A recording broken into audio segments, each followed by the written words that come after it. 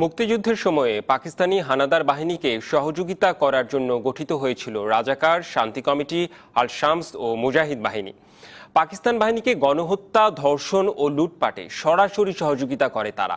কখনো কখনো হানাদার বাহিনীকে মুক্তিকামী বাঙালিকে হত্যা নির্যাতনে বাধ্য করে এসব দালালরা। আর বাঙালিকে মেধাশূন্য করতে বুদ্ধিজীবী হত্যায় মেতে উঠেছিল কিলিং স্কোয়াড আলবদর।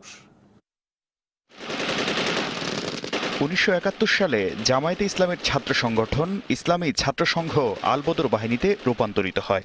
পাকিস্তান সেনাবাহিনীর কিলিং স্কোয়াড হিসাবে অসংখ্য বুদ্ধিজীবীকে হত্যা করে আলবদর। এ বাহিনীর প্রতিটি ইউনিটে ছিল 313 জন করে সদস্য।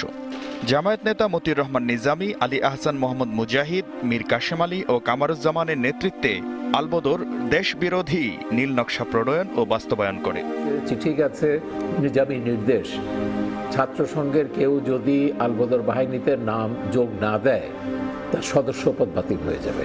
এবং এদের ট্রেনিং কিন্তু পাকিস্তান আর্মির অধীনে হয়েছে, কিন্তু তারা পাকিস্তান আর্মির কাছ থেকে বেতন ভাতা নেয়নি। আলবদরের অপারেশনগুলো দেখতো জেনারেল রাও ফরমান আলী। গ্রামে গ্রামে ছোট ছোট শহরেও কিন্তু তারা অনেক বুদ্ধিজীবীকে হত্যা করেছে, যেমন সাংবাদিক শহরে এবং গ্রামে, শিক্ষক শহরে এবং গ্রামে। 1971 সালে জামায়াত নেতা গোলাম আজম, ফরিদ আহমদ ও খাজা খয়েরউদ্দিন ঢাকা নাগরিক কমিটি গঠন করেন। নেতৃত্ব নিয়ে কোন্দলের কারণে একটি অংশ বেরিয়ে এসে শান্তি কমিটি গঠন করে। জামায়াত নেতা গোলাম আজমের নেতৃত্ব ও প্রত্যক্ষ অংশগ্রহণে শান্তি কমিটি পাকিস্তান বাহিনীর দুষ্কর্মের অন্যতম হোতার ভূমিকা পালন করে। নেতৃত্বটা জামাত ইসলামী দিয়েছে, কিন্তু মুসলিম লীগ, নিজামী ইসলাম, পিডিপি এরা সব শান্তি কমিটির জেলা উপজেলা পর্যায় কেন্দ্র থেকে শুরু করে তাদের নেতৃত্বে ছিল। 1971 সালের মে মাসে জামায়াত নেতা AKM ইউসুফ খুলনায় রাজাকার বাহিনী গঠন করেন। পরে আনসার বাহিনীকে রাজাকার বাহিনীতে রূপান্তর করা হয়।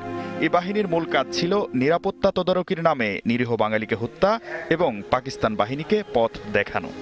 আমাদের আনসার বাহিনী যেটা পুরাটাই রাজাকার বাহিনীতে রূপান্তরিত হয়ে গেছিল।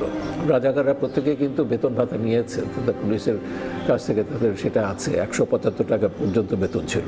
এলাকায় এলাকায় সৈন্যদের নিয়ে যেত, তাদেরকে তথ্য দিত, তাদেরকে তালিকা প্রস্তুত করত, বাংলার নারীদেরকে গ্রামে উঠিয়ে নিয়ে ক্যাম্পে নিয়ে যেত, পাকিস্তান সৈন্যদের কাছে তারা দিয়ে দিত। দক্ষিণপন্থী রাজনৈতিক মতাদর্শের অনুসারীদের নিয়ে গঠিত হয় আল শামস। বিশেষ হত্যা পদ্ধতিতে প্রশিক্ষিত ছিল এ বাহিনী। আল শামস সেনাবাহিনীর তদারকিতে ট্রেনিং গ্রহণ ও কাজ করে। আল শামস বাহিনী তারা ছিল অবাঙালি, বিহারিরা বেশিরভাগ তারা মানুষকে গলা কেটে মারত, অস্ত্র গোলা বারুদ বেশি ব্যবহার করতো না। এছাড়া পাকিস্তানের প্রতি নিজেদের আনুগত্যের প্রমাণ হিসাবে